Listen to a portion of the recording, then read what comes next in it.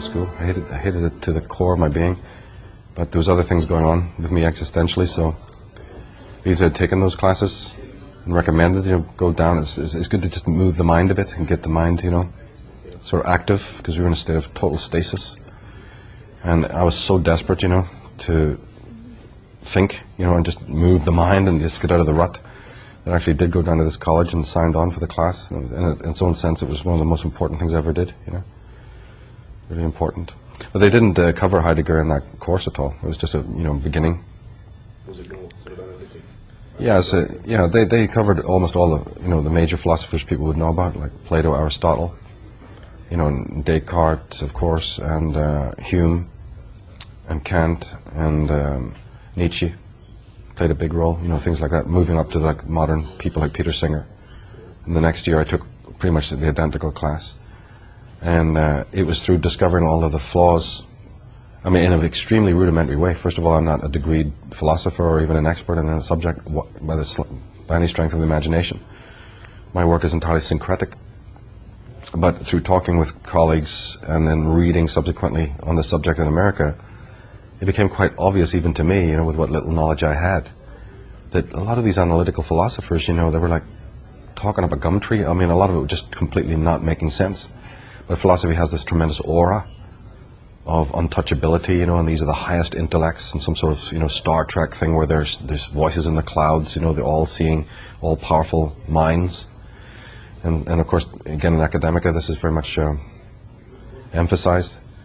But yet the sort of spirit of individualism within me was, had enough guts to say, no, this doesn't make sense. And especially with people like Descartes, who are champions not just in a philosophical context, but their theories have permeated down into politics and all other sorts of areas of life.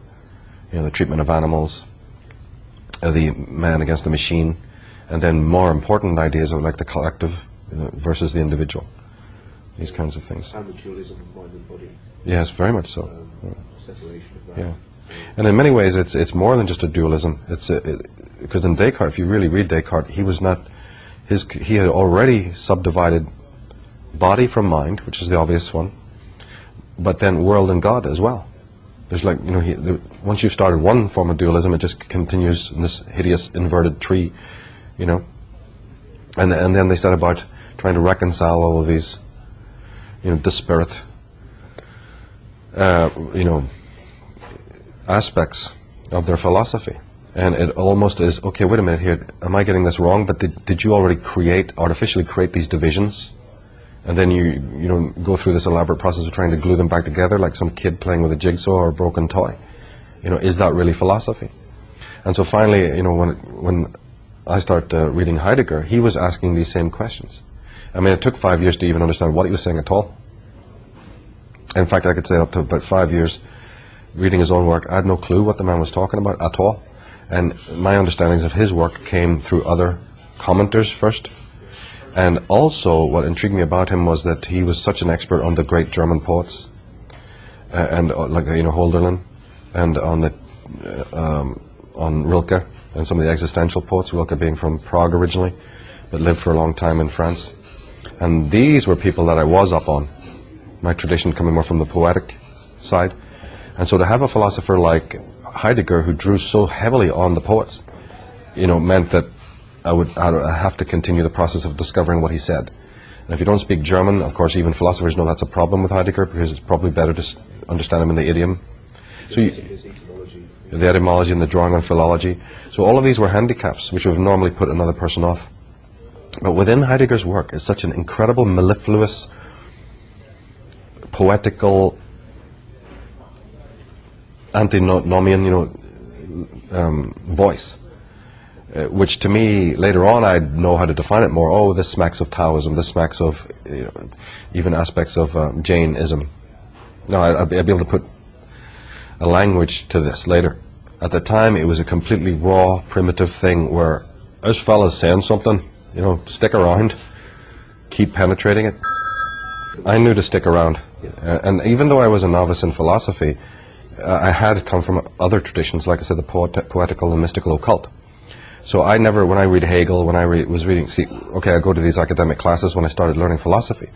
However, I was different than all the students and pupils in there. I may not have had the strict academic philosophical background, but I had an occult background.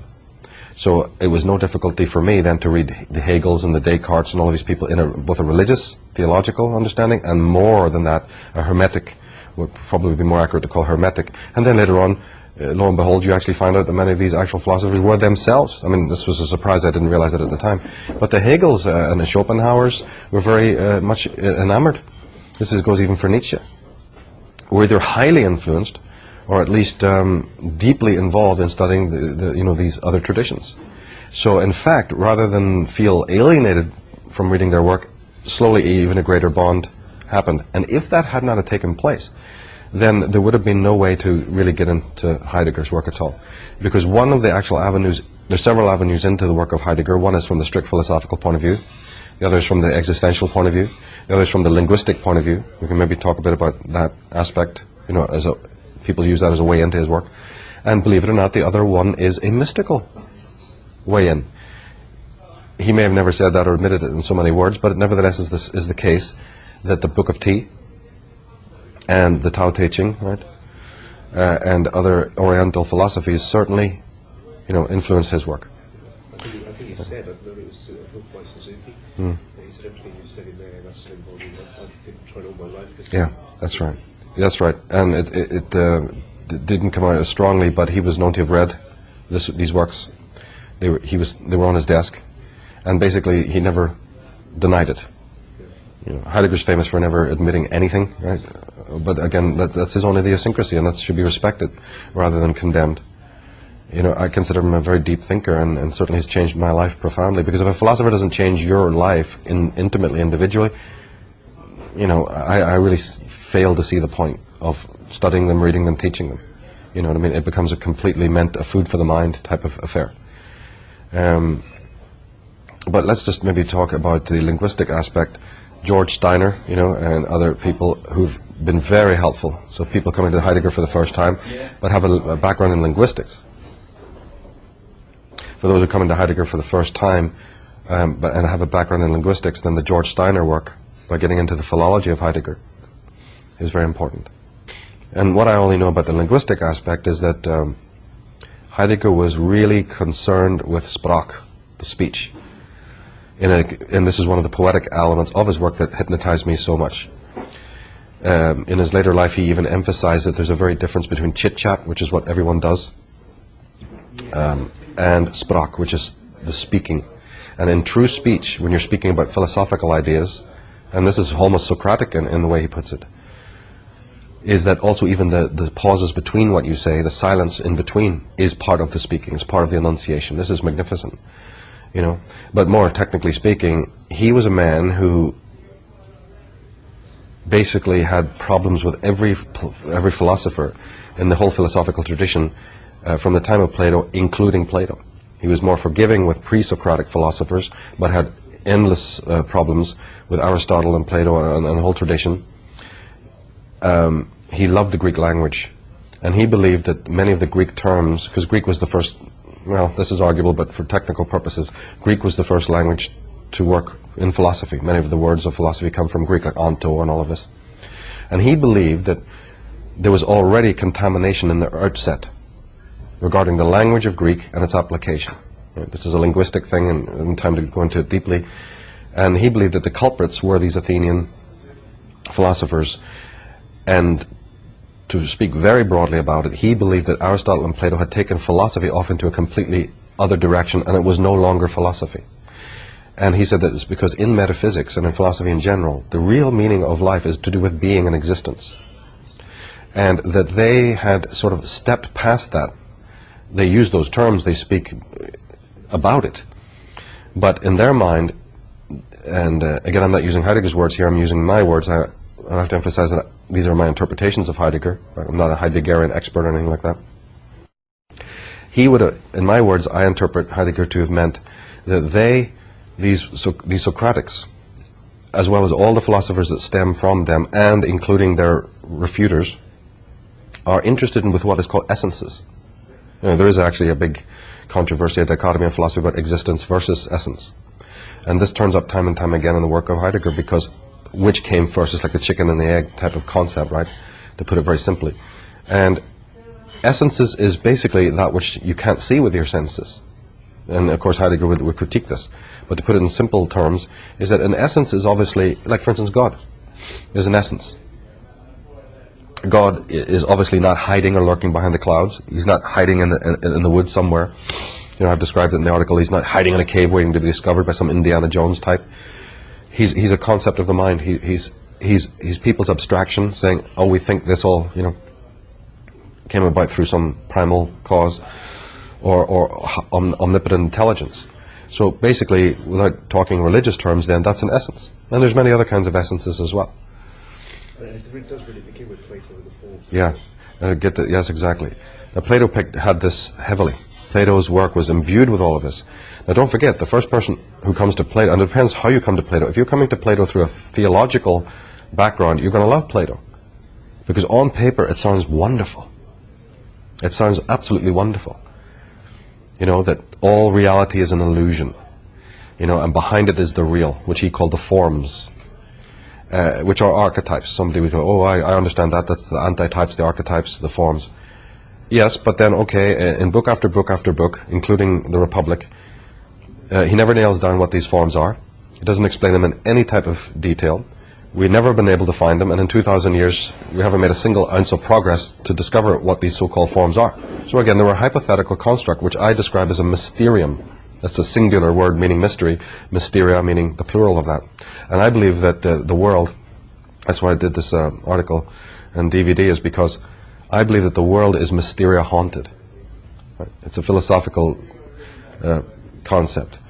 And Heidegger would have said that this all begins with the Platonics. Because even though it sounds wonderful and ever so mystical and ever so holy, and ever so promising of a final eventual enlightenment, that once you are able to contact this forms, or once they contact you, you know, the whole simile of it, once you come out of the cave, come out of ignorance, this is all wonderful, this is all romantic.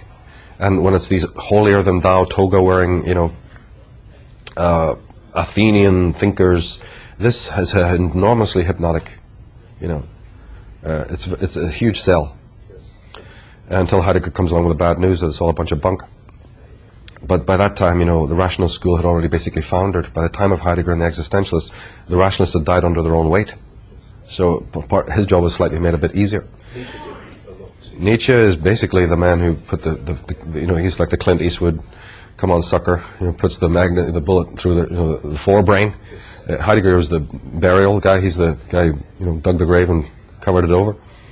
And Kierkegaard in there, you know, as well, to a certain extent. But who was it somebody said that, you know, until they had read Nietzsche, I think it was like the dawn on the horizon or something like that. Somebody, it was Copplestone or somebody said that unless you've read Nietzsche, you know, it was like the sun had finally risen on the horizon of understanding or something like that. And it's so true. And this tradition, of course, carries on even in Aristotle, who appears on the surface to be a very practical, you know, rational disciple of reason. But in many ways, Heidegger would critique him too, because even the reason of philosophers is a mysterium to a degree, or an essence. To be more specific, Heidegger would have said, there is something that comes before thought, or there is something that is an object of thought that should be thought about, and that is existence. And this has certainly never been given anything like the thought it really deserves. What does he mean by this? It's the whole essence existence thing again, but restated in a way. Obviously, in order to think. Okay, let's take it in stages. Descartes addressed somewhat of the same question. What can I know? I see the world. I see the world around me. I see the shapes and forms. I have an idea of myself, you know. But I can see a candle looking like a real candle. But if it melts, it looks like wax. Are those one and the same thing? Clearly, they're not. So I do see things, but my senses could be deceived. You know, I could see sheets of ice. You know, the whole landscape could be covered in snow. Am I aware that those are made up of individual snowflakes? Of course not.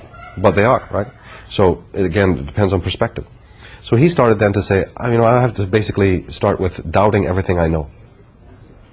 And very quickly, Descartes' procedure was, oh, wait a minute, if there's a doubter, there must be a thinker. And if there's a thinker, there must be existence. And so he came across his definition of existence through this idea of cogito ergo sum, I think therefore I am. Heidegger was dealing very much with the same concepts, but in a different way. And this is without, by the way, getting into all the other sub-critiques of Descartes. We'll just jump over those right now and return to Heidegger. He was saying that, look, before you can think, you must exist. In fact, he described it again in poetic language by saying that being opens a door for thinking. Or even thinking opens a door for being. You can see it either way. By thinking about the wrong things, you're not thinking. It's very German, it's very existentialist, I know. But this is, to me, this is extremely profound. By not thinking about what thinking should be thinking about, you're not thinking. And the ultimate goal of thinking, which another philosopher would call an object of thought, is existence. No one today is thinking about existence or being, right? Because you're not thinking about existence and being, you're actually not really thinking at all. And therefore, Heidegger had a multiplicity of ways of describing that inauthentic, to use a very broad existentialist term, inauthentic state of consciousness that he subdefined as being das Man and all these other terms that are sort of irrelevant for this dialogue here. But he basically divided man, as Kierkegaard did, into the authentic and inauthentic individual. And the inauthentic individual is thinking, but he's thinking about, things that are not important in a philosophical sense. And then, relating to what we've just been saying in the last lot of minutes, he includes that to be the highest philosophers of the land. The greatest philosophers who ever lived, he puts into that same category, perhaps for slightly different reasons, but nevertheless, he put them all in that category. A guy like that's not going to he's not going to be invited to too many parties, and he's not going to have too many friends. So this describes, the backlashing against Martin Heidegger. He said that thinking opens a door for being to enter. He really often spoke in terms of being in the German as a presence, as an actual thing. It's a real thing. But to stick more to what he was saying, when you are thinking about existence, and he then even changes the terminology. He moves from saying you think about being to that you care for being. He changed the term. In German it's Sorge, right? It's a profound sense of caring. Other people would call it loving, and of course then we have all the baggage that word has, so we never use it. Caring is a far deeper word. In fact, Thomas More, the author, pointed out that the word cure, which meant priest, is the equivalent of the word care. And in Thomas More's work, he said that at a time of great grieving, like at a death of a parent or grandparent, everyone gathers, everyone dresses in black, everyone is somber, and everyone's in deep grief. The cure, or the priest, is there to remind you of the presence of death. And not that they're actually doing this, of course, the Christians, but that's the theory. And the higher theologians know this. He's there to be the presence behind the grieving, to say all is sorrow. Sabhe dukum, And he's the one you rest on or you turn to say, Father, what is this all about? All is suffering, all is... So the presence of the cure is to remind you, wake up from the cups and the saucers, like Rilke has so beautifully described. Get up from the table, walk out and find the church that your fathers forgot. Answer the call of being. Theology, of course, has abused this. So have the philosophers, according to Heidegger. Let's bring it back. Bring back the intense awareness of the care of your existence. How it becomes existentialism is why I'm most intrigued personally, is because he's saying care about your existence. Do not contaminate what I'm saying with the care of humanity's existence, brother, next door neighbor, the underprivileged, the oppressed, whatever. We're talking only in existential terms here about your own profound relationship with yourself, if that's even possible. Which Heidegger doubted because he had a whole class of people who can't do this, the inauthentic das Man. He was under no illusions about it. Neither was Sigmund Freud, by the way. But the point being that keep this private, because it's not your beingness, your sense of existence is really ultimately not the same as others. Later on in the second part of Being in Time, he spoke more broadly about mass movements, and how we are kindred. So he wasn't an existentialist in the hardcore tradition. He also talked about all of mankind's responsibility for this. But in the earlier works, he was very much focused in a strictly, you wake up to the power and the significance of your own life and your own existence. And you do that also in a way that involves facticity, you know, wake up to your own existence. And on a recent interview on Red Eyes Creations, I tried to give a few, it was very brief so we couldn't get into it, that might even involve people to do certain meditations. You know, in fact, it might even take a physical visitation. I mean, literally for a person to go back to the street and look at the front door of the house in which they were born. Of course, a lot of this can be done mentally. Lie in bed one day and just think of your whole life from the beginning, from day one, the cot that you were born in, the smell of the blanket, you know, the pencil that you wrote with in school, all the various smells and odors that you knew, what it felt like to see an animal for the first time, what it was like to be transfixed by a painting. All those experiences, the feeling of water on your hands, hot and cold, pain, sorrow, you know, the light coming through the window, whatever. These existentialistic visions are not collective. Somebody will say, oh, what they are. Everybody has an experience of fire and water. From Heidegger's point of view, that's irrelevant. No, you are the one who had the experience, and that particular experience is absolutely unique to you. It's only later on, because you have to coexist with other people, and you have to seek approval from those people, and you have to wear a social mask, that then you lose your center and selfhood and the uniqueness of these experiences. I always point to the movie Fearless, which I believe is from beginning to end an entirely Heideggerian film. There's others as well. And in which the person has now been re-identified through a death experience. In Heidegger's later work, of course, he talked about being unto death as being one of the critical factors that brings you back into the presence of existence or being, is what it was first coined by Kierkegaard, which is the being unto death, which in simple layman's terms is just the feeling of mortality. The Damocles sword that you know is finite. Your life is going to end one day. And this will give tremendous lucidity. And it will stop this chit-chat. And it will stop this irrelevancy that exists in all people's lives. It's facticity again. Death is inevitable. Of course, he'd hope, as all Taoists and philosophers hope, that it would go to the level you're talking about, where a person would have a daily, momentarily cognizance of death imminently. Yeah, you're talking about 1 in 300 million people, right, who may have that. And even then, they may not have it in an authentic way. It may be a paranoid, neurotic. There's many neurotics all over the world who go, I never stop thinking about that. Yeah, because you're afraid to die, that's a different thing. No, seeing life and death in a philosophical way is a very Taoist thing, because they're acting all the time on one another. You can't have one without the other. It's the polarity, isn't it, between birth on the one hand and death on the other, the mysterious current of life. Sufis, for instance, say that between each breath is a pause. Right? You have life, you have the death, and then new breath. So it's literally there in everything, is the so-called death. That word is so loaded, of course. And this is why Heidegger was, like I said before, you can enter his work through, if people are interested in linguistics, because he was a real wordsmith, in the sense that he altered and changed words in this way in order to create a new language to describe things that are so contaminated that we simply can't understand what he meant, or a good philosopher like him, because the word is so loaded with prejudice. So he literally tried to coin his own language, and most academic commenters on Heidegger applaud him, think he did a good job. He has some critics, but you know, the intelligent people think he did a wonderful, wonderful job, including using this word das Ein. Das Ein is the man who's awakened to thinking about existence or caring for existence.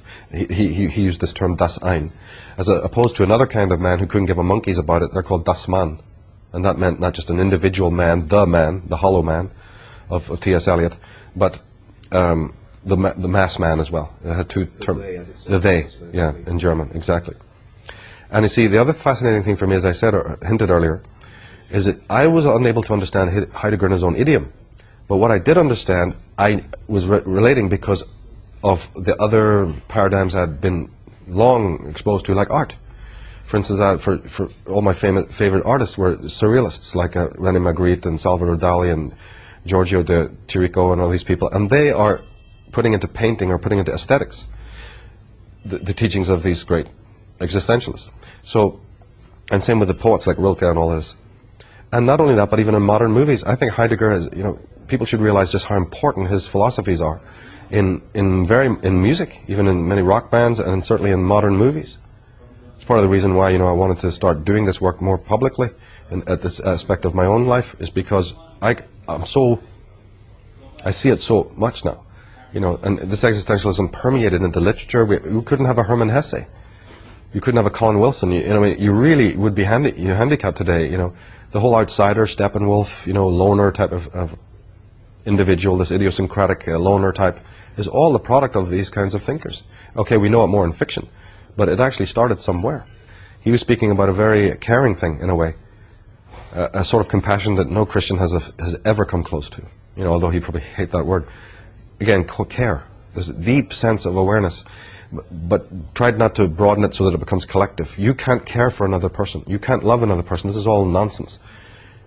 First of all, you can't have it if you don't have it for yourself, right? This is just another important point. But talking about the dread and the being unto death, he said, of course, people in later life, it's not going to hit the 20-year-old who's partying from morning to night, but it's certainly going to hit older people will start gaining this. Or if you have a major tragedy in your life, or you happen to be of a very philosophical bent. But the masses are never going to be involved in this. But the philosophical person who starts to realize their own mortality, he's obviously said, but he said it in philosophical language, that that gives you immanence. You become very aware of, you know, the finiteness of your life.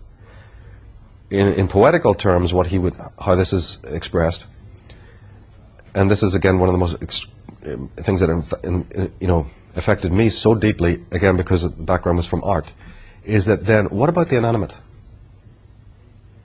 If you're really present, doesn't the light on that vase and the existence of this table matter? The chair I'm sitting in is just a dead thing that just happens to fit your ass, and the door handle just happens to be a thing you open to the door. And the great sculptor Henry Moore would have perked up at this point, because Henry Moore, from birth to death, kept talking about how people just relate to things functionally. This is a man who created a sculpture, a beautiful nude, because the hills in the background had the same shape. So if this is going to be in a museum courtyard, he's already thinking about the topography around. That's Heidegger. That's existentialism. That's the understanding of the microcosm and the macrocosm. We have no conception of this. We'll sit behind a cubicle for 60 years. We'll be suit and tie and just complete prisoners without even noticing it, right? So again, to speak in aesthetic terms, he would say, like William Blake had said so beautifully in ages past, is not the rain, the wetness of the tiles, the dew on a horse's back, the leaf blowing down the street, human? It might even be more human than you imagine yourself to be, because existentially speaking, if you're a Das Man, maybe you don't even deserve that term human, and even other inanimate things have more humanity than you do, because they are present, they're in the now. So the thing that really interested me and really motivated me to keep studying him was this thing about the inanimate, because independently and privately I'd come to the same conclusion. And that is, we become so dependent on other human beings because we seek the approval.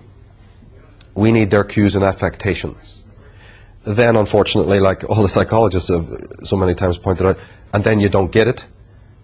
Because, of course, you may want something, doesn't mean that life's going to respond. So the child growing up wants the approval of X, Y, and Z, finds out that, okay, it doesn't come on cue, and then you have the inevitable neuroses, which arises when you don't have the approval of other people.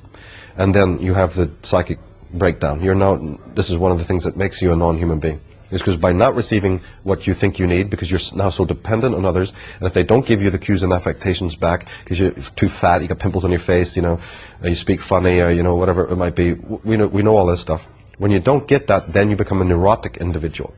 And by becoming a neurotic individual, why this was so interesting to me, from a conspiratorial point of view, why it plugged into that, is because what happens to the neurotic individual? He becomes vulnerable to control from above.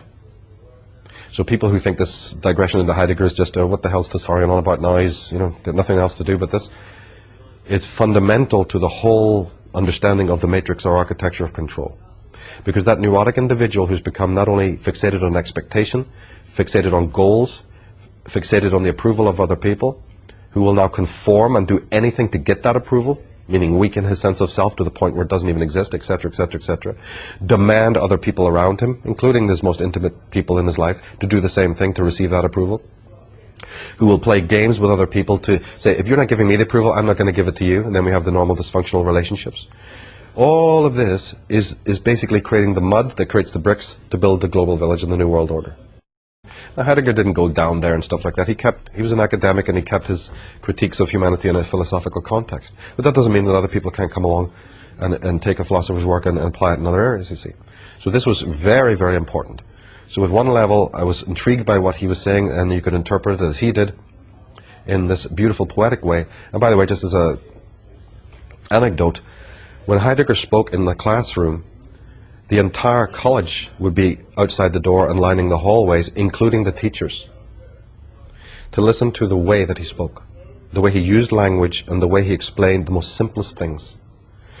It was absolutely unique in the world, and it absolutely stupefied people. Nobody had ever heard this before. The use of language, the way that he put you into contact with all that invisible, inanimate things. What's the light doing?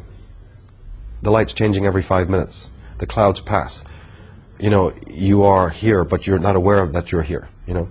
And all of these other anecdotes that he so wonderfully brought out. This was intriguing to people. It took philosophy in a completely other direction. And of course scared the bejesus out of all these New Yorkers and other, you know, people who thought they were the hegemony in philosophy, you know. So this is tremendous. But the other aspect was this whole idea of the breaking of dependency. You can't come to selfhood if you are utterly transfixed by the levels of approval and status quo of other people.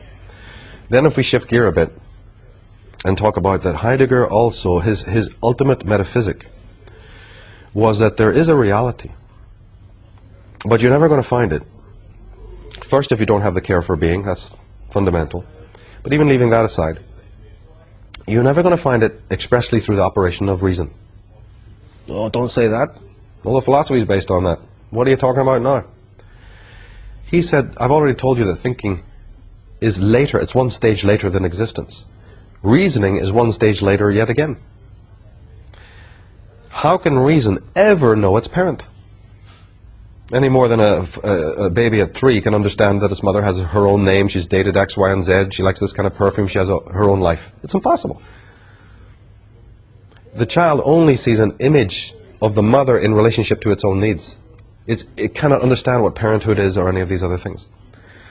So in the same way, reason is inadequate. Reason is brilliant. All philosophers have the highest respect for reason. But the Heideggers of the world will always remind you, and I put it in these words: you have one life to live, and you have infinite things to know. Stop right there. Do you not see the contradiction? You have infinite things to know, but you have temporary time to know it, and you admittedly, the highest scientists admittedly tell you, and the reason by which you're going to know things is limited in and of itself. I think we got problems here. I think we need to have a roundtable meeting in the whole world over this point. Do you mean to tell me that I might have existed for 30 years or whatever many years, and you never told me that there's an inherent contradiction in all of this? Then maybe the Taoists are right. Maybe the Heideggerians are right. That they posit that there possibly is an all-knowingness, but it's certainly not going to happen through the aspects of reason, by the simple, clear fact that you have one short life to live, an imperfect reason that can be mistaken, and yet you have infinite things to know. So the only answer is you're either going to not know everything, which totally radically changes everything we're about, or you can know everything, but you can't necessarily use the road of reason, and also science and technology, which are based on reason. This is what you said regarding scientism, not being able to give the Right. life. Scientism is a perfect way to express it, because otherwise people think you're bashing science. I'm not bashing man's technical abilities. We're talking philosophy here. We're not critiquing, in fact, everything we've got. Painting a picture, riding a horse, creating a fishing net to catch fish, putting up a tent, obeying the climate when your tribe moves is all technology, technicalness. It's a technical ability. Making the cell phone, making the computer, making the camera. When Heidegger was expressing technology, he was speaking about a different kind of thing. He was speaking about a kind of thought process, a mechanical, fixed, immutable thought process that people can have their reason become. He wasn't against reason, but he was saying, what is guiding reason? If care of being, if das Ein is not guiding reason, then reason will get into all sorts of problems. And he would have pointed even to the great champions of reason as being the men who got into the problems. Ergo Kant and Hegel and all of these people. And he wasn't the first to say that. In other words, to make it simple, the disciples of reason, that I call the disciples of the Mysterium, crumbled under their own weight. They are the first to show you that their systems were unsustainable.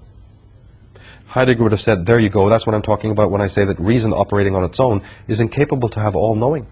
Maybe then you might have to say all-knowing is impossible. But if we say that, then, my God, the whole complexion of human existence in history dramatically changes. And it's also dangerous to say that, because then you're into the whole world of Hegel and the scientism, who says, we've been telling you that for years. One man can't have all knowing. So it's a chain of men down through history. Now that's tantamount to saying the individual is but a domino in an endless chain of faceless scientists, faceless technicians. We're into the world of H.G. Wells, and again we're back to Big Brother again. Rubbing his hands, going good, right? The faceless scientist. Okay, yeah, around Einstein and others, we have a cult of personality, but that's irrelevant. In factual terms, the scientist is absolutely anonymous. He's basing his science on previous scientists. Another person will take up the baton, right, and carry on. And so what we have here is collectivism incorporated. And I really tried to emphasize this in the work that we did, because then you have collectivism smuggling itself in. Because if knowledge, final enlightenment, utopia, revelation, social justice, social perfection, if all of these things are found in time through evolution, progress, etc., then you're no better than Calvinism, you're no better than the behaviorist model, you're no better than the rational model. And I like to use this term scientism because, as I say, I'm not bashing science, but the essence, the ideology, scientism is the ideology that scientists have, whether they express it or not.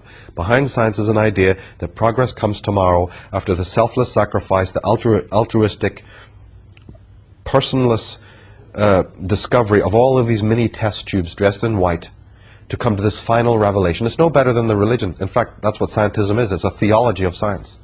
And this is what Heidegger was critiquing, because it's preposterous. Henry Bergson and others had critiqued it in their own way before. The Taoist sage sits in his shack and says the same thing. Oh, he says, there is all-knowingness. There's a complete understanding of the totality, but it's not in time. So then you have to then get into a philosophical critique of what is time, which Heidegger did beautifully in the later parts of Being and Time. But my reading of it is simple. Let's keep it very simple. If you don't really understand that there is a complete way for you, like the ancient shamans understood, like the Druids understood, you can in fact come to all-knowingness, but it's in a way that has never been defined in modern times. Certainly the science is not defining it. And more, even let's take it even one level more simply than that.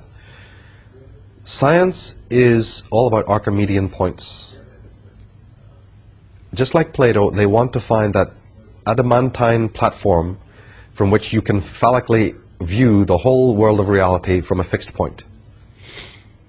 Fixed laws, right? They invent them, so in my work they're a Mysterium because they just invent it from their mind when they feel like it. David Hume, you only have to go to David Hume to realize that none of this, the entire basis of science is utterly hypothetical, because the 1700s philosopher David Hume shows that causality is purely an assumption. It's a hypothetical construct, right? But in this seek for certainty, in this seeking for, what would you call it, the paradigm, you know, cracking the code as they put it themselves, you know, the God cipher, everybody trying to find the back door into reality, is already what I call Mysterium generated, because reality has one thing, the true reality has one hallmark, one indisputable fact. It changes every minute. And therefore there can be no fixed understanding of reality. Bruce Lee, in one of his movies, put it this way. He says, each moment changes you. You cannot even know yourself. How can you hope to hold or know anyone or anything else? The truly existential person is very cognizant of that change and all the things that cause this change. Moods come into it, emotions, experiences. Again, pointing to the movie Fearless, this person eating a strawberry has lived 100 lives. So if you watch this one scene, just in the biting and eating of a strawberry, Peter Weir is showing you what I'm talking about. T.S. Eliot would call it, at the still point, the dance is.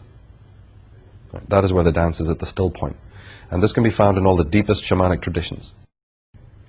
So the point is that his refutation of science is that we need science for its pragmatic purposes. Wonderful. Building houses and, you know, jet planes and all of these things. But the scientism that belies it is telling you that everything is coming in the future, because they've understood this. Subliminally they've understood that you can't have all knowing. So they give you this panacea. This is the carrot. Tomorrow, tomorrow, tomorrow. And my interest is then under that auspices comes in the tyranny, comes in the social tyranny, and also comes in the mental tyrannies as well. And then of course you can't be critiquing things without giving the alternative. So my work is then to try and give people that, present people at least with an idea of that there is an alternative to this. And I use the Heideggerian model to get to this part of my thesis, which is there is a way for all knowingness and all understanding, but it's not through reason, right, essentially. It's not through ego constructs. It's certainly not through your social ego persona. It's not through any form of collectivism at all. And it's not necessarily even through human beings, in your relationships with one-to-one human beings, which has become the whole cult of, well, you can't know yourself unless you know other people. That's true to a point, right? It's very valid. But the turning within, and also in my canon, you know, from the Druidic point of view, what about the inanimate? That's even a misnomer to even call things inanimate. It's hideous to call the light or a table an inanimate object. This is, again, this speciesism, if you want to call it, or some form of, it's a form of tyranny, actually. And then one other most important aspect to this connects directly with my theories on the Mysterium, which ultimately are based in psychology, or let's call it existential psychology. The Mysterium is basically an account of all human neuroses. Right? We've been talking about philosophy, but to be really truthful about it, the Mysterium concept that I have comes under the umbrella of Otto Rank and the Neo-Freudians and their existentialist psychological paradigms. It's a way to explain all human pathology. And to quickly bring it up, quickly explain it, we turn to Jung and Freud here. Jung believed that the unconscious mind was a very powerful thing. And of course, it's street-level textbook, you know, a coffee table book psychology is that all psychologists ask you to open the deeper reservoirs of the mind, you know, work with the unconscious elements and so on. Of course, it goes much deeper than that. However, even those teachers and psychologists of the highest level, like Freud and Jung, who were great champions of the unconscious, and that we needed to open up and be more holistic, unfortunately, they also felt that the unconscious mind has spurious, potentially negative, and in many cases even evil complexions. Right? This is not me making this up, this is in their work. For instance, to give you a concrete example, Jung's archetype, the most important archetype in the Jungian paradigm is called the anima. And it's all mankind's and womankind's ideas about what woman is, what mother is, what nature is. And these are all individual thoughts thought over the millennia that become concepts and that finally get embedded into the race memory and finally get embedded into the deeper parts of the unconscious as what he referred to as an archetype, basically a numinous embedded idea. And over the thoughts of every human being that's ever lived, these archetypes have enormous power because they're not your personal content, they're the content of all people who've ever had experience of what womankind is, both the good and the negative.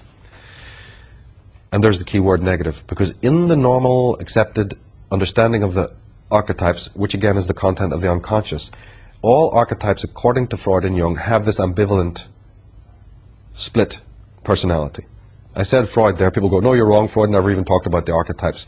No, but he talked about the pre-conscious content. So, to all intents and purposes, he understood that the content of the unconscious has a negative aspect. Because remember, Freud thought that everything in the unconscious is the dumping ground of your conscious life. Those are just basically psychic garbage. That's what I mean. Jung took it a step further and said, oh, the archetypes are very necessary, you can't live a whole life without them, but be careful because they have this burning side. All man's experience of womankind hasn't always been pleasant down through history. There's the Medea, right? There's the Circe, there's the Salome, there's the evil mother, there's the smother mother. So in his lexicon, he would say, and also the animus and the archetypes, anima, they have a little bit of a negative side. I believe the same thing, but I've changed it. I think he was misguided there. I don't think the archetypes themselves are negative. I believe there's what might be called a personality that stands in the twilight zone between the realm of the archetypes and the realm of the ego, like a kind of a worm tongue, to borrow from Professor Tolkien's work. An ambassador between the worlds. In fact, if you read many mythologies, you'll find this in Scandinavian mythologies called Loki. There's actually a presence, a semi-archetypal presence, who wears two masks. One face is like a Janus-type figure, who faces the unconscious, receives the data and the information that the unconscious is giving him, the archetypes are saying, well, here, take this, quick, come on, take this. And he stands on the bridge between the worlds. But he turns around and brings to the ego all this content and information, but he's first censored it, in the same way that a prison warden will censor the information that's being sent to a certain prisoner. And that's what we are in the realm of the ego, we're the prisoner. The ego thinks it's getting uncensored information.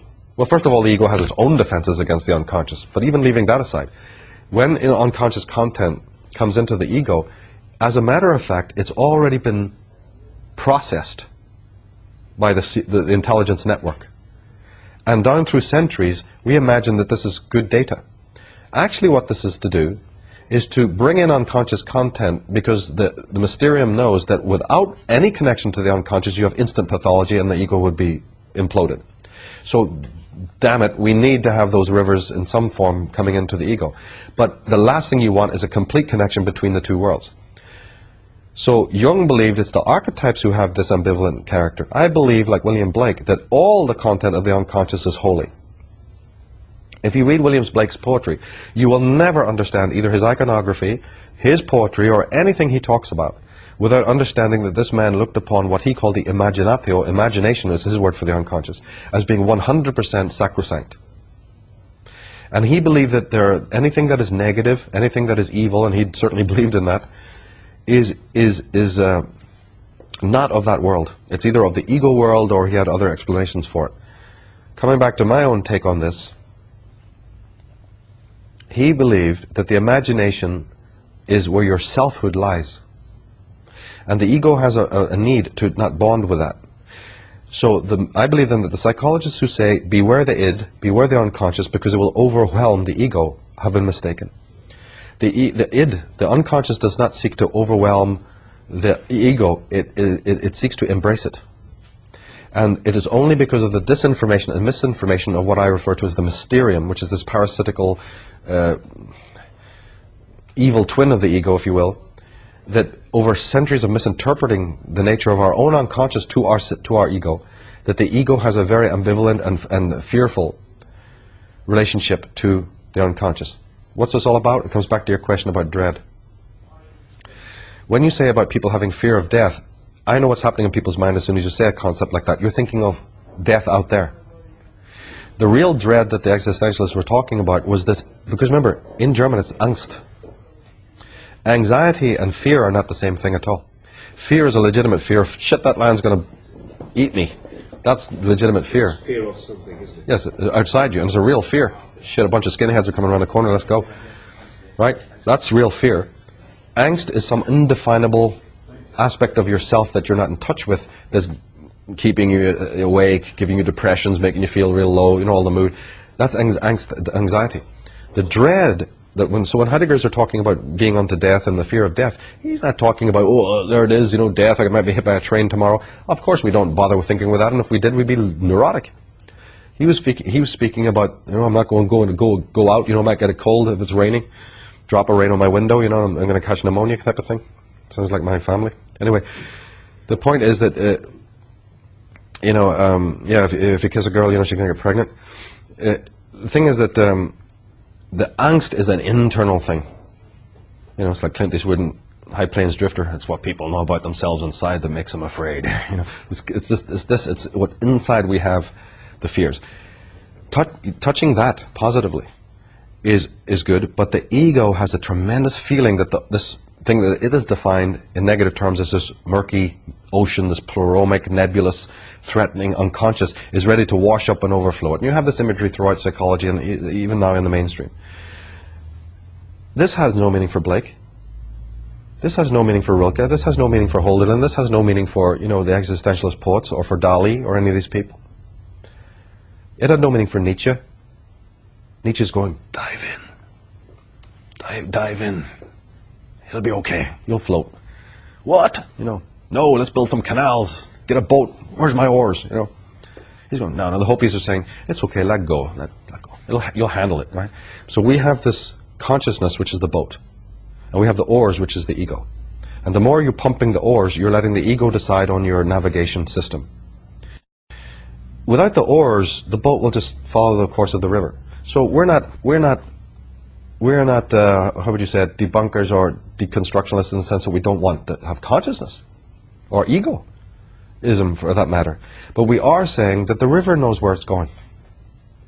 And that which designed the river knows where it's going. Schopenhauer, for instance, had probably one of the most powerful explanations of this. He said, imagine life and death like striking a match. When you strike a match, the match is matter, it's a wood, and it's a bit of sulfur at the top. You strike a match and this etheric thing appears, called a flame. And then, like a candle or a match, the flame will eat up the matter, the content of the physical matter, and then expire and disappear from whence it came. What has happened? The match, which is the body, the human body, has expired. But the light that came into that body, or, you know, in other words, the flame on the match, you could strike another match and there's that flame again. In fact, you could fill the planet and the universe with expired matches and the flame is not reduced one bit. So he said that that which is matter can perish, but that which brought matter into existence is imperishable. Blakes of the world, Rilkes of the world, Magritte of the world, even to a certain extent the T.S. Eliots of the world, and other individuals have an understanding that this unconscious realm is that all-pervading. Now it's being given, you know, here we got the Greg Braden cult, and we got everybody else calling it the Stills Point, and we have a whole new languaging which is fantastic about this realm. And once a person allows themselves to get in touch with this, you know, then we have the problems. Then we solve the problems. Now, remember I was just saying a few minutes ago that my work is to present people with the alternative to the problem? So all this languaging about oneness and all this languaging about doing that, which means merging with the unconscious, in my opinion will never happen until we negotiate this Janus-like parasitical worm tongue magus between the worlds entity.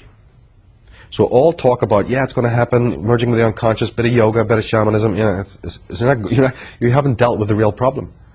There is a shell around the ego, and it was born from a protective purpose. In my work I talk about how the ego and the Mysterium grew together. They're part of the same root.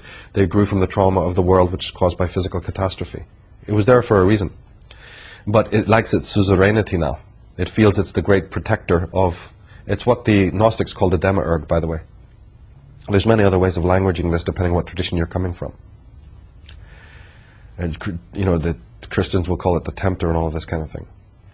But until you negotiate that particular aspect, and I call it the mask of the Mysterium, I've even described it as physically as wearing a mask. Not the same as a persona concept, but a different mask, a mask that's almost nailed onto your self. And this mask has two different colored eyes. So no matter what you do when you're looking at the world, as long as you're looking through the Mysterium, you will see duality. That's why Descartes, Hegel, all of these people see a split reality, is because they have this mask on their consciousness that inevitably sees a split world, because the mind itself is split. This has been proven even scientifically by Julian Jaynes and people like that, who speak about the bicamerality and so on. So we even have now science that's proven this, and it's very recent. It's a very recent occurrence in life. So man is a very traumatized animal. We're dealing with the very early stages of this. So somebody say, well, are you optimistic then about the future, are you? Yes, I am, because this is a very early stage. And down the line, we probably will deal with the Mysterium problem. And we've already had people in the world who have dealt with it. Martin Heidegger, the Taoists, and so on. And we go from there. But Heidegger's work is very essential because he's a Western mind speaking in a Western idiom. I'm not necessarily a big believer that in order to give languaging to these concepts that you just dive over there into Eastern Tibetanism, Buddhism, shamanism, because a lot of that is covered with baggage, a lot of it has been corporatized, and a lot of it is patently false, including Buddhism and all of these other Eastern Oriental priesthoods. They're priesthoods of the same kind, they're just Christianity under another name. So I prefer to go to the philosophical and existential psychological tradition because they're speaking in modern, scientific, very actually easily understandable and contemporary terminologies, free from a lot of the baggage, even though it's arguable that they have their own baggage too, right? So it's a Western idiom, and it'll be Western people who work this out. It's very doubtful, even though you have Japanese, Taoist, Zen people who are onto this game, but many classes of people in the world are probably not even incapable of working this out because their thinking is not of this. They're entirely Mysterium possessed, Mysterium haunted. And again, give a little bit of an explanation of what the Mysterium is. It's just literally a concept of thought in which when you're looking for reality, you're not looking at the thing of existence itself. You're looking at an essence, you're looking at a God, you're looking at an ideology, a forms and archetypes, a face behind the clouds, or a social concept, like a social utopia, a brotherhood of man, a global, utopia down, scientism, progress in the future, food for all people, perfect socialism, perfect all of this. All of these are also mysteriums, and each person. So scientific dictatorship. But anything that has this glowing, luminous quality, that's going to promising the future, and ultimately divorces you from yourself, is very much the Mysterium. And the Mysterium has its reasons for doing this. It wants to keep a division between the unconscious and the conscious mind, which is why the William Blakes are never taught in school, which is why the Dante Gabriel Rossettis or any of the people who worked either partly or very entirely to teach you how to link. They're of course played downsized in the academic world, and you have the disciples of the Mysterium being brought to the fore. So this is very palpable. This is not some vague philosophy. This is absolutely going on in your in daily life, in which there's an enormous control of this, and the power of the Mysterium. Haunted person, they have constellated together in the world. They seek out other like minds, and they control the world. And they almost have a sort of a psychic connection between themselves. A lot of the collectivism that you see, my theories of Mysterium, are a foundation of that. They explain why this collectivism comes about, and what are the sort of needs of that, and why man is a neurotic individual. And one aspect of that is also very important to bring out, is that there actually is a mode. It came from Sigmund Freud, who put language into this, and he called it the Thanatos instinct. It was drastically and brilliantly modified later on by Otto Rank, who said that really the Thanatos instinct is not, as Freud displayed it, some inbuilt, natural, regressive element that drags all matter and all things down into, inertia. Although that does exist, that entropy does exist. Rank said, no, the Thanatos instinct, the death instinct, is alive and well in das Man. When you look at the world of the collective, there it is. Man in forgetfulness of being, in total absence of his self, is the Thanatos instinct at work. It's that numbness, it's that comfortably numbness, it's that forgetfulness of being.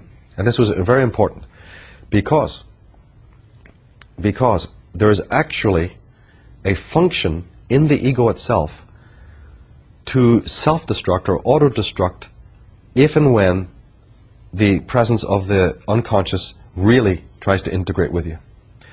This happened to Friedrich Nietzsche in his own life, by the way. If you're familiar with the end of Nietzsche's life, I believe this is what happened. And it happens with many people. The lunatic asylums are full of people who've gone through exactly this process. And many people are tantamount to it. Hopefully it'll be a successful transition, and in many cases it's not. When the forces of the unconscious, for whatever reasons, and the ego looks like it's really going to be embraced, not, as I say, absorbed, that's the negative connotation, but embraced by the unconscious, the ego would rather shoot itself through the head at that moment and auto-destruct, which is, I think, comes under the umbrella of the Thanatos instinct. But in simple language, it's just an auto-destruct feature within the ego that it would rather top itself, and we know that as neurosis, psychosis, and schizophrenia. R.D. Laing, who's one of the greatest world's experts on schizophrenia, basically says this in different words, that the schizophrenic person is entirely sane. He's entirely in control of his so-called malady and can turn it off and on at will. He's chosen it as a means for two reasons. One is there's healthy schizophrenics, if I should use that term, who have realized that the normal world is abnormal and they don't want any part of it. So their schizophrenia is as a healthy, idiosyncratic, antinomian reaction to a terribly, terribly dysfunctional world. That's one kind of schizophrenic. But he put his finger on this other kind of individual, this other kind of neurotic or psychotic, who has done something infinitely deeper. He's the self-murdered person. He's not just in a healthy rebellion, a bit of an eccentric, against the insanity of normalcy, as Arno Gruen, the psychologist, called it. He is a person who dreads so deeply the chemical wedding, right, and the call of selfhood, that in order to stop himself entering even into the first elements of that road, abandon all hope, all who enter here, he will rather auto-destruct and murder himself. To subdivide that, it actually means the murder of masculinity and femininity. You can see a lot of men walking around who have no masculinity. That's because they've murdered it. In fact, in all people's lives, a time will come when this will happen. And it's just a matter of being able to tell at what age this has happened. There are many women who are walking around who have no understanding of what femininity is. It's been murdered long ago, either by their mothers or by them. This is going on a daily basis, by the way.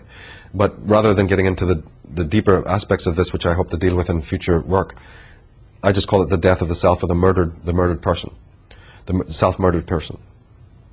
The self-murdered person self-murders themselves because they are absolutely in dread of its call of being. They're afraid of what Heidegger asked, the being unto death.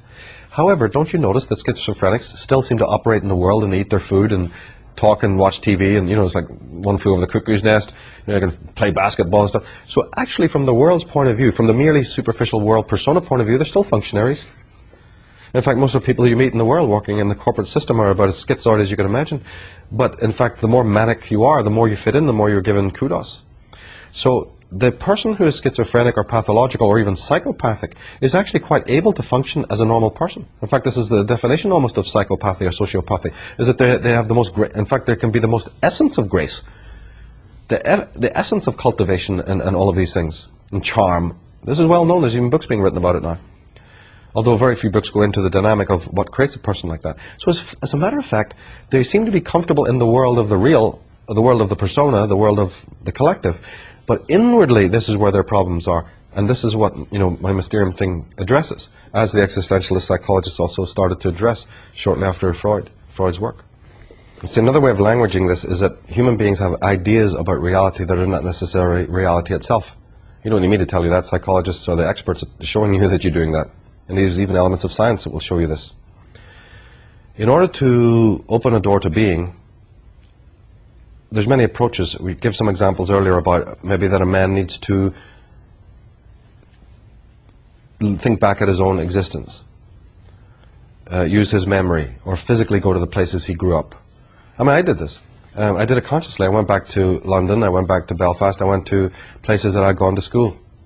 And one courtyard, I was very, very young. It was probably the worst pain. It was the first pain I ever experienced.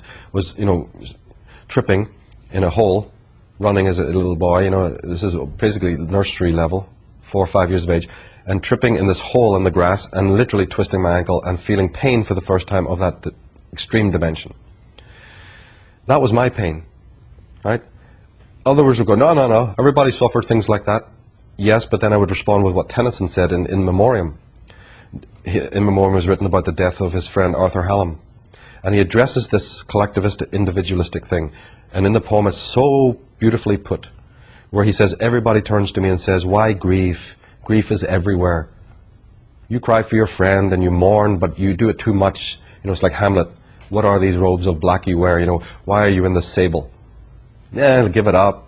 Move on, And Tennyson says, I have no connection with the world's suffering. I am here with mine. The loss of my friend, his light being lost to the world, and he shifts the energy and he brings it back and says, I suffer. And he made it clear that yes, even though the world's suffering, millions would die and I'd barely bat an eye. Isn't it? It's like that scene in Blackadder where the prince, falls out of love and he goes, I'll never forget her, I'll never forget her. Is dinner ready yet? So millions can die, and we're like, okay, wow. So there is some disconnect. But that still means that when the pain or the angst or the trepidation happens in your life, it's at that moment that you're called back to being. Care, not being a physical priest, but being that aspect of your own mind, is existence calling you. So actually, you don't get back in touch with being through an act of the will. This is very back into philosophy again, because look how important the will played in the lives of people like Schopenhauer, and many other philosophers. And Schopenhauer's been deeply, deeply criticized about even using the word will at all, because it's actually not a very good word to explain what he meant. His will was little more than the unconscious itself and the unconscious drives. And people prefer that he would have used the word energy, for instance, would have helped so much, right? But nevertheless, there is this theory in the philosophy about the will and how much the will of man can, attain, and even you have Nietzsche talk about will to power, certainly deeply misunderstood what he was really talking about there. But to make a long story short, the mystics, the Taoists would say, it is not possible for you to get into touch with being by an act of will. Right? In the sense that what probably they're talking about there is it's not something you can do with the ego that is an absolute contradistinction from this, that's basically programmed to shut being out. You can hardly turn to that doorkeeper, and it's like a black guy going to, a skinhead and asking for directions to the reggae club. Guarantee he's going to tell you in the opposite direction if he'll even tell you that at all. So that's going to end up nowhere. So that, why, don't let, as I said before, don't think that the tiger's going to lead you out of the jungle. So there may have to be then a different type of relationship with the self. And Heidegger has explained this in many ways. They do all agree that if you are conscious of death and this mortality thing, that's a good start in whatever way that you look at this. Or simply, as man tends to do, he comes upon a point in his life, every single human being in their life will come upon this soul-searching period, even the most, limited person. What the hell's it all about, I've such suffered this tragedy, I just lost a job, my wife took a powder, life's a bitch, or you just see the wars and tragedies. It's at these moments that, the average person may wake up, and all of it, we know all of this. Or another person may be transfixed by a piece of art or whatever. So there are obviously ways that you can come through the circumference of all of this. But I think that what he was really talking about was that once you become disenchanted with a lot of the things of the world, you then start to realize that the only real reality is the reality of change. And it's rather than you trying to inhabit some Archimedean point of permanent stasis, as the Sufis and the Vedics of India said, don't try to build your house in the shadow of a tree. Because the shadow of a tree has a particular habit of moving right, around the tree. So try to then become mutable. Try to become unfixed. Try to adopt a flow, a natural organic flow, and do as nature does. And you then turn back to nature as your guide. And nature will then take up the slack. Because the one thing that must be emphasized when you're talking about any of these subjects, and people go, yeah, I'd like to do that, can you tell me more about it? Is that there is absolutely no A to Z manual of how to do this. As soon as you provide that, you're back to the collective again. You've just smuggled the collective back in another form. Your spinner rack, your new age. All the advice that a person can give is that it's you discovering that you're walking your road, you're caring for your being, and your sense of existence is whatever you happen to make it. This is where the problems arise because people don't want to make that transition. That scares them to death. Which is why I said there's subcategories of dread, there's subcategories of anxiety, not all of them healthy. There's the anxiety of even walking the Siddhartha road. It's a little like Colin Wilson's Outsider. Yes, that's right. It begins with the existentialist standpoint of dread and anxiety, but moves through that to the wisdom and the mysticism towards the end of the book. Yes, he does. And it's interesting that you mention him because Wilson, like Heidegger, lionizes a certain group of people in the world. He lionizes the musicians and the artists.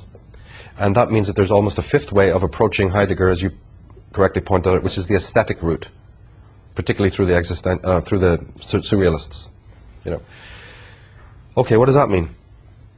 That means that Heidegger was very optimistic. He said that when the call of being comes to you, it will be from those voices who are themselves less Mysterium possessed. Imagine for a moment that the ego is a dark city with no lights. It's very dark. It's always been dark.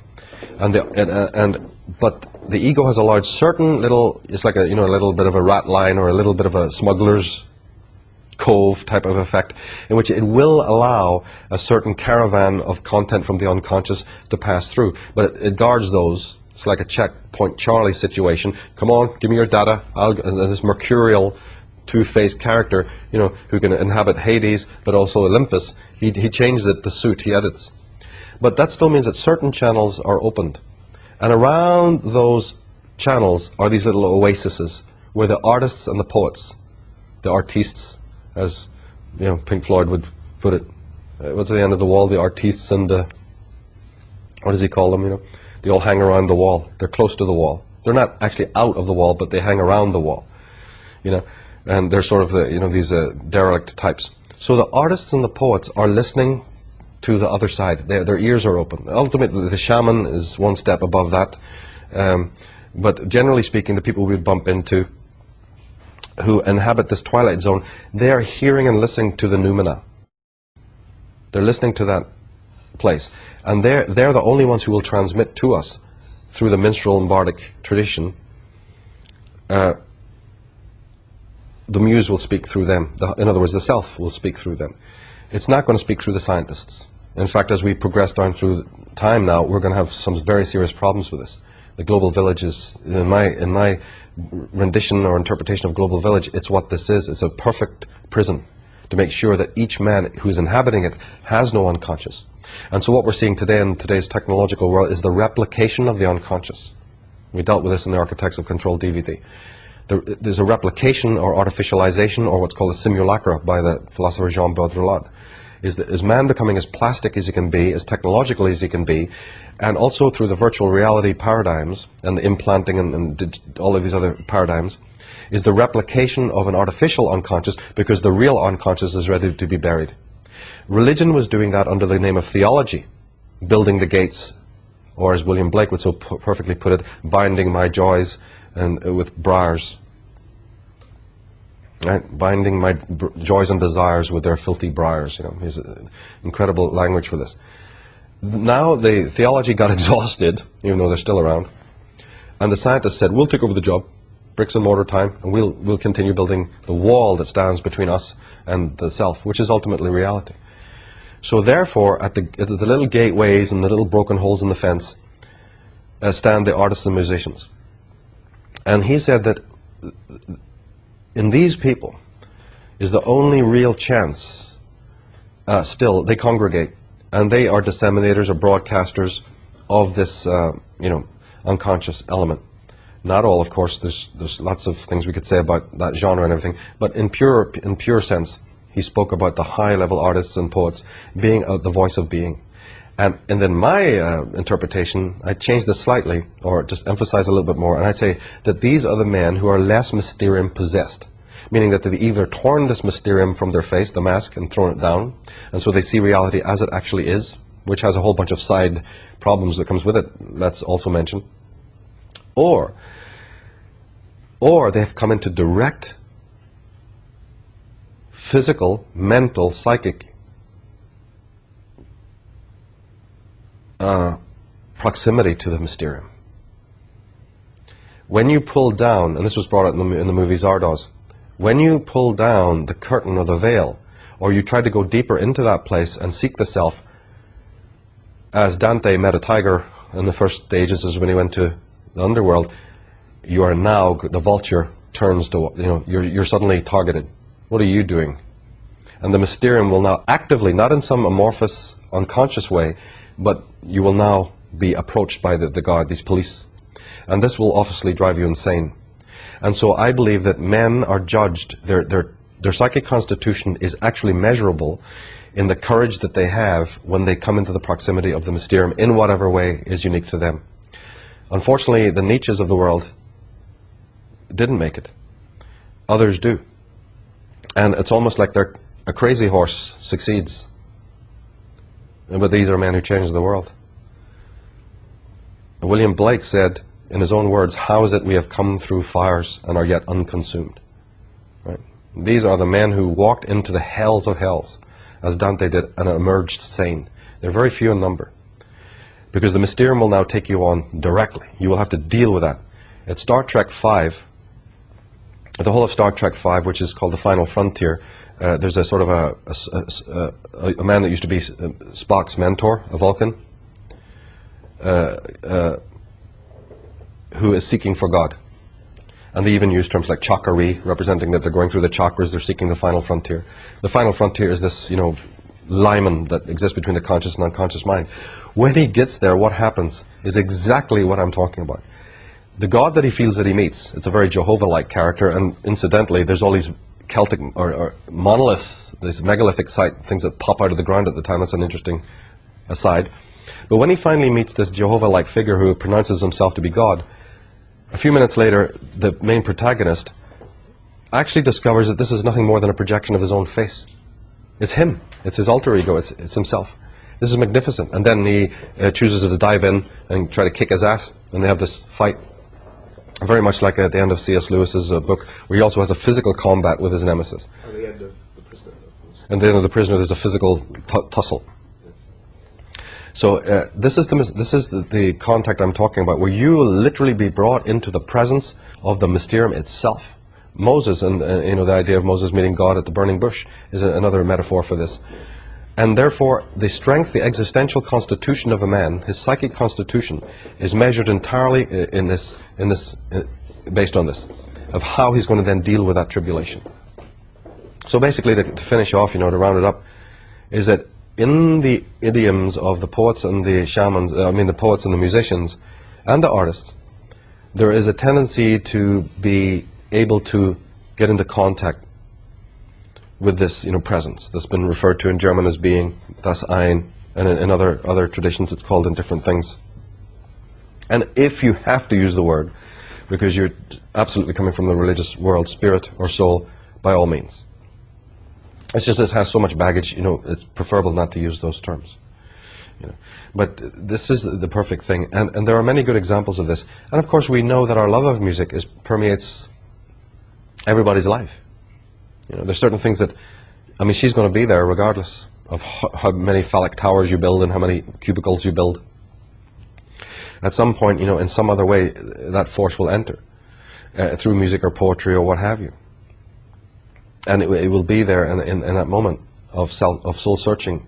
And of course, Jung discovered this because as a psychologist, dealing with some of the most repressed of his clients, after they even had maybe even the first one or two breakthroughs, they're painting mandalas, don't you know? Suddenly they're master artists, the first stages of this. So of course one has to be optimistic. And secondly, because I have a personal private belief that evil has within it the seeds of its own destruction. It may have all the boogeyman, aspects to make you think it's also wonderfully powerful and everything. But then, like in some sort of Doctor Who crazy Twilight Zone thing, the big shadow becomes this little tiny baby or kid, this little ant walking about. Which in the Sufi tradition, they say, can just be dusted off when you find out what it is. It's the big shadow, the big ego, can be put in its place in no time at all. Yes, it's when your self is right, the world matches that or mirrors that. Everything It does, in fact, very much so, very much so. So, Yeah. This is the root of the problem, isn't it? It's because we have this false self. This is the root of the Yeah. problem. And that's based on the approval of other people. So nobody can say that what we're talking about is some vague, indefinable thing. If you are a victim of the approval of other people, you have what is known as a social ego, and therefore no selfhood. You have an illusion of selfhood, as I said, an idea of reality, but that's why you have all the issues and problems that you have in your life. And that's why you end up feeling like Victor Bloody Meldrew, where your whole life is one misery from morning to night. Yeah, you're making it that because your whole way of interacting in the world is boredom personified, limited, closed off, reductionist, based on science, based on certainties. Whoever gave you the idea that religion, and whoever told you to believe in these things? We do it because we're scared of reality. We're scared of selfhood. It's a tremendous... So if there's anything in the way of man and the selfhood, it's just his fear of that selfhood, his fear of diving in. It's very much like a child learning how to swim. There is really much, you're jelly. Your legs go to jelly. Of course, you're going to think it's marvelous. It's the greatest thing afterwards when you're floating about and flopping about in the water there. Why wasn't it doing this before, like? It's that initial fear that prevents people from going over, and maybe the transitional phase. Yeah. Once you're there, everything is taken care of. Right. And people on that level are protected. And it's the same thing in these subjects we've been talking about, except for the fact that we have an entire cult of disinformation also that is inserted, a whole fear mechanism through thousands of years that has created a permanent liman between conscious and unconscious. In other words, J. Krishnamurti, never, ever even used the word consciousness, and by the way, neither did Heidegger. Because he would say, why are you already dividing one part of consciousness from the other? Don't you see that that is already a problem? And he meant even the psychologists. He would say, even by a psychologist trying to say, we have a conscious, a pre-conscious, and a subconscious, he already had a problem with that. It's all consciousness, except that the lighthouse, the keeper, right, and I described it on Henrik's show as the little doorman in his blue uniform at night with his torch, He's the keeper of the skyscraper of the corporation, fiddling about, checking your ID, thinking he's the lord of the whole corporation just because at night he's the caretaker. Well, he is in one way. He decides what lights are going on and off. Because the ego and the Mysterium are in charge of the lighthouse, they direct the light to this highly focused area that we've learned to call, because this is what we are, the ego. If that light was in the hands of someone else and you pulled it back, which is very much what the artists and poets have, they have this more diffuse light, you'd see that this is just one big continent. It's all consciousness. It's another illusion in a way to divide it. And shamanic people are not into that. They're not into that heavy thing about dividing. In fact, to the point where they don't even have a distinction at all between external reality, meaning physical reality, and psychic reality. This is a very important part of this, is microcosm and macrocosm are made out of the same stuff. But don't put even a word on that. Oh, you're talking about that's all mind then? No, again, you're repeating the problem, you know. Now, when the individual habitually does not accept these things, there's a price to pay. You see, there is this other level of existence, and it has its own workings, it has its own ordinances. And when it notices that all men, all women are living in forgetfulness, running into everything else that they could possibly imagine in order to hide in the light from this essence, excuse me, not essence, but noumena, what we're seeing, if you pull back from the canvas and now look at what's happening in society, you're now seeing the noumena doing its thing. The being unto death and the emptying oneself into nothingness that's required on an individual level is not being done. So what has happened? It's moved up the fractal, and now the disenchantment, the disenfranchisement, and the sort of Dionysian melting pot that's happening in our societies today, where nobody knows if they're coming and going, is that same action of deconstruction. I refuse to call it destruction. It's actually a deconstructive thing that's happening throughout the world. The Maya are referring to it as the age of revealing. The countdown to 2012, a lot of these other things are involved in this, which is what we presented in Architects of Control. The idea being that what you do not do, your character is your fate. Right? Jung, it'll appear in front of you. Freud, what you oppress will appear in front of you. It's a very, very well-known fact. Well-known theories. What is happening now on the social level is that this deconstructive untying, loosening, is taking place. Because people have been so rigid and they won't give it up of their own, so now there is a meltdown, economically, socially, and so on. I've always referred to the fact that even the language that Gore has used, he spoke on this in many interviews in the last lot of years, the very language that he uses for global warming is actually subtextual for psychological warming. This is why he also attracts a lot of followers, is because actually beneath all that meteorological mumbo-jumbo is a very interesting occult subtextual language, which Peter Taylor briefly also addressed in the fact that he's using the word carbon, but it really means death. Because carbon pulls you down, right? It reminds you of your mortality. Well, this goes on in the lives of all these architects of control, but in society, what you never understand anything that comes on TV or anything that's happening in society from now on, unless you're very aware of these psychological principles and dimensions we've been addressing, because everything will be talking to that. That logo, that motto that I showed on stage, I am what I am because of everyone, that would make Patrick McGowan chuck, right, is absolutely this. And it's in your face in plain view now. That's what they're doing. They know that man is disassociating and falling apart, so their little collective vibe and their mantra is going to increase all the more to galvanize and hold together the body politic, which is literally crumbling at the seams. Man has not been doing his homework. He has been negligent. He has been living in avoidance. So the addictions and the pharmaceutical industries and the new religion, which we see sprouting up in America, the new evangelism, all of this can be understood with what I'm talking about. It's trying to galvanize the ungalvanized. It goes back to asking the misguided for your guidance. Because you won't turn to your selfhood, you won't turn to the divination arts, you refuse to turn to nature. And so you're asking unguided, unfounded, unsolid, unsound, existentially vagrant people for your guidance. Yeah, that'll really get you somewhere, right? So what is happening now, and we can end on this, is that in society, you are seeing the mass movement of this interplay, psychic interplay. Because as we said, there's no real ultimate difference between what happens physically and what happens psychically. Therefore, there's another thing to be optimistic about. If you understand this and start to realize, I now must take responsibility. I must identify my selfhood. I must discover what this is. And it's very easy. This is very grassroots, and there's very simple ways to do it. And for all you know, it may just be reading Heidegger or Colin Wilson or listening to music or picking up, getting a bit more serious, getting more intrigued in these subjects. I've tried to do that by presenting my work on websites and books, so in interviews, so that people can, at least even topically get their minds around this. Because that is the ultimate solution. Selfhood is internal. It can't be given to you, bestowed to you, directed by anyone else but yourself. You are your own shaman, you are your own priest and priestess, you are your own teacher. It doesn't mean you dispense with other teachers, but you understand that it's the teaching that is important. And also you must understand that you are merely a custodian of the teaching. You can't piss on it. It's not a lamppost. It's not going to be territorialized by you. It's holy ground. And if it passes through your psyche, you are its keeper, temporarily. There is no Archimedean point, and you will be tested thoroughly, because only the pure can love, and only the pure can know. In ancient traditions, they made sure. You read the Finn cycle, the Fenian cycle of Irish mythology, and the trials that the heroes were put through. You read the Arthurian cycle.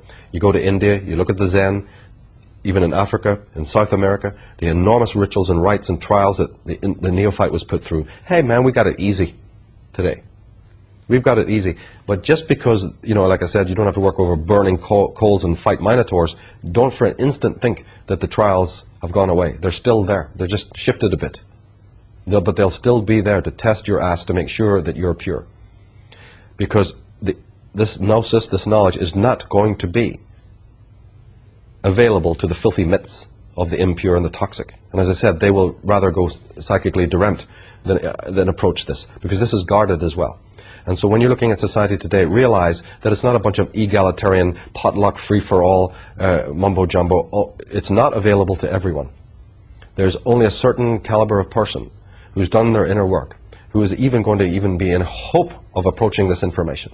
And so when you see it being sold on TV programs and movies and spinner racks, as his wont to do, when it becomes trendy, be also aware of that. That is, again, this faux version, the smokescreen version, to help galvanize you. Because, of course, if you don't clean something, you can always do a spring clean. Right? You can clean off the surface rust. And so every decade or so, Big Brother puts stuff out there to do the spring cleaning, to give the sheen, to give the appearance of health and sovereignty. But that's because it doesn't want the real thing to sink in. What we're seeing now is the preparation of the soil so that the real rooting can take place. But as I've said a million times in the Disciples of Mysterium article and in almost all my work, you cannot have the chemical wedding, and even the alchemists forgot to tell you this, by the way. You can't have the chemical wedding without first experiencing what's known as a chemical divorce. Unless, and as Krishnamurti said, until the false is seen as false, you will never see the true. It's also deconstructive, it's catabolic, and it's what's called apophatic. You must see the lie as the lie, you must see the false as the false, and only then may the truth avail itself. But you're never going to be able to see the truth directly, through an act of will. That's very positive if you think about how many people are waking up to the false at the moment. Yes. Well, this is what I'm addressing. They have to realize one very, very important point. It's extremely important. In Carl Jung and Freud's theories of man's ego relationship to his unconscious, and Jung brought it out more than Freud. And this has to be really, really deeply understood. The unconscious is specular. Specular means of mirror, lens-like, mirror-like. Whatever visage you turn upon the unconscious, it reflects back. Quantum scientists will get on this right away because they go, oh, that's what the quantum universe does. Well, the quantum universe is your unconscious, by the way, but without even talking about that. Whatever face you shine into the unconscious, it shines back. If you shine a face of hostility, fear, trepidation, false curiosity, need for power, greed, intrigue, whatever, you'll meet demons. So the way is already you. There is no path per se. You make the path as you go. The path opens up in front of you as you walk. But the path is nightmare or dream, sorcery or magic, based on your profile as you walk through that noumena. It's not there already. It is created as you move through it in a way that almost Jean Cocteau in one of his phenomenal movies would show you as they walk through the mirror. Orphe is guiding. And they walk into the underworld. It's made as you project it out. The man who shows, like Blake, a fearless I don't want to use the word loving because it's so hideously, you know, misinterpreted, a caring, fearless, sovereign face to that form, he has his other reality. He's not looking for utopia built by Big Brother because he has one in the living moment of now. One that's ever-changing, kaleidoscopic, mutable, and ever-changing, and ever-explorative, renewing itself endlessly, right? And changing as he changes. It's an inner landscape that is more real than anything Big Brother with its bricks and mortar can ever hope to conceive, populated by a bunch of non-entities, right? So this is the, as I said, provide the opposite, Michael. Come on, you keep bashing everything. Yes, create your own world, create your own landscape. As you said about the prisoner, different values. Yes, right? exactly. Not your values, yes. right? Change your way of doing things, and cultivate your own organic intelligence, which, by the way, your children are the teacher if you'd let them speak, but you don't. They already have it until you burn it down. So, but it's there again in the mental topographies of various artists and so on. And I'm not saying just become disciples of them. I'm saying use them as a model to become that type of individual yourself. Bond with animals, bond with the inanimate. My big thing is, when I really do my solution thing on this, is utterly a theory of the inanimate, so-called. It doesn't even really involve human beings because there's too much problems there. My thing is an introduction to people to get in touch with the inanimate around them, starting with the room, the clothes they wear, and the light, and the window panes, you know, and that whole existential examination of the so-called inanimate around us. But never forgetting for a moment that you make your own reality, because there's no such thing as an objective reality. We could have gone deeper into this with Heidegger's theories, but it would be too long-winded. The idea is this: whatever face you shine onto any mystery, be it external reality, another person, or your own unconscious, is what it becomes. That's where the choice mechanism is. If you shine the face of fear and want and emptiness and lack, right, or greed or envy, you will be met by demons. If you shine this other face of sovereignty and empowerment and stability, you will have another reality open up. And if you don't want to have that rapport, there is no other road for you but schizophrenia and social deremption. It's impossible. Knowing that, Big Brother has come along with a lot of catchphrases about oneness. Like I said, they've created the smokescreen to hold and galvanize everybody, and one of them is just the very term oneness, which I've addressed in the Mysterium article as being completely hypothetical. There's no such thing as oneness anywhere to be found in the universe or the world. But this is a catchphrase, it's a talismanic word. And I finished with this. People can visualize this. A pile of broken shards can be considered a oneness. The oneness that is spoken about in Global Village vernacular is nothing but the oneness of a bunch of ghostly, spectral, unsound, unwhole selves coming together in a big papier-mâché mess. And we've got oneness now. A bunch of broken souls. Lefties, righties, uppers, downers, freaks, gooks, whatever you want to call them. All the world's people, all the shards and broken souls, clinging and galvanizing in some hideous Quatermass, Blake 7, ultra world, you know, devouring brain, being eaten and giving, literally it's a form of self-sacrifice. You're now entering into Ayn Rand's worst nightmare, right? Where all the broken cells compensate by becoming one big, massive, amorphous, ultra-world brain. And now we've got our oneness and our wholeness. The allness, we don't even use the word oneness. The mystics and the teachers, their allness, or you might want to use the term wholeness, can only be achieved, and this is quite logical, when everyone is themselves a holon, and then maybe later if other holons come together, you have the true hologram, the true holograph, in which the whole is in the small, and the larger, right, in a single drop of rain, the whole topography is encapsulated, isn't it? And as you know, in fractal, the fractal contains the all. So all the oneness that you're hearing about today is only the wholeness of broken souls, broken, death, self-murdered people. So it's livid, it's morbid, it's filth. The wholeness that is real is an allness, which does exist, but it is predicated upon each individual being a complete totality coming together, right? And that can't happen until there's a unification between the ego and the unconscious.